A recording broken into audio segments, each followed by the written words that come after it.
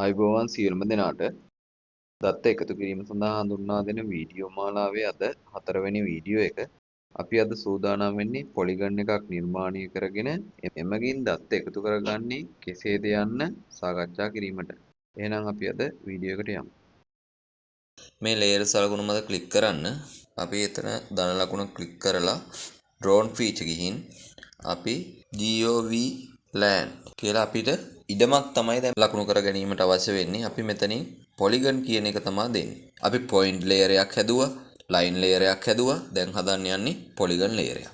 එතකොට අපි polygon කියන එක ක්ලික් කරලා geometry symbol කියන තැනින් අපිට polygon එකේට අවශ්‍ය polygon කියන්නේ සංයුක්ත රූපයක්. අපි ඒකේ outline color එක අපි මෙතනින් කහ පාට වගේ select කරනවා. ඊට පස්සේ මෙතනින් fill color එකක් අපි දෙන්නේ නැහැ. එතකොට අපිට තියෙන්නේ පේන්නේ අපි ඒක හන්ද මේකේ opacity කියන එක මේ 131 අඩුම කරලා 0 කරලා අපි ඕකේ කරනවා. එතකොට fill color එකක් නැහැ. මේකේ outline color එකක් විතරයි තියෙන්නේ. ඕකේ කරන්න. මෙතනින් add කරන්න. අපිට ඒකටත් attribute දීගෙනම යන්න පුළුවන්. මෙතෙන්ට ගියා. ඒකටත් අපි ID එකක් දෙනවා මුලින්ම. text කීද්දිම ඕකේ කරනවා. ඊන්පසු අපිට ඒක පිහිටා තියෙන GN division එක අවශ්‍යයි. DN division එක අපිට X කියලා තියෙනවා. ඊට පස්සේ ඒක තියෙන අපිට DS division එක අවශ්‍යයි. අපිට ඉඩමේ කොපමණ ප්‍රමාණයක් තියෙන්න ඕනද කියලා අපිට අවශ්‍යයි. අපි ඒකට දානවා extend එක. extend එක අපි තියෙන්න වෙනවා text කියලා. අපිට අවශ්‍යයි ඒකේ අපිට ඉඩමේ ෆොටෝ එකක් බලන්න ඕන. අපි ඒක මෙතනින් සිලෙක්ට් කරලා ෆොටෝ එකක් දානවා. අපි සේව් කරනවා. දැන් අපි ගාමිණීධාරී වසමකට ගිහිල්ලා අයිකන් එක ක්ලික් කළාම අපට අදාළ තැනට අපි යනවා. අපිට මෙන්න මෙහෙම තියෙන ඉඩමක් මාක් කරගන්න ඕන. මෙන්න මෙතන තියෙන්නේ අපි zoom කරගෙන තියෙන්නේ. මෙන්න මේක තමයි රජයේ ඉඩම අපට මේක ලකුණු කරගන්න ඕන. අපි ගියා මෙතෙන්ට. අපි මෙතනින් දැන් සිලෙක්ට් කරගන්න ඕන අපිට අවශ්‍ය layer එක අපි මේ GOV land කියන එක සිලෙක්ට් කරගත්තා. එතකොට ඒකේ තමයි ඉන්නේ.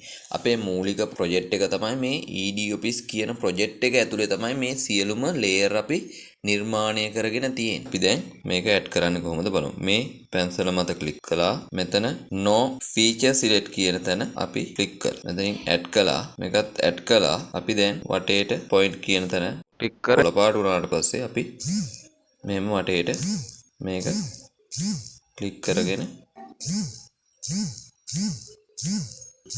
මේක තමයි රජයේ ඉඩම. අපි දැන් මෙතනින් අයින්ට වෙලා මේකට ඇට්‍රිබියුට් දෙමු. ID එක පළවෙනි රජයේ ඉඩම. GN division එක බෝවල. DS එක වලස්මුල්.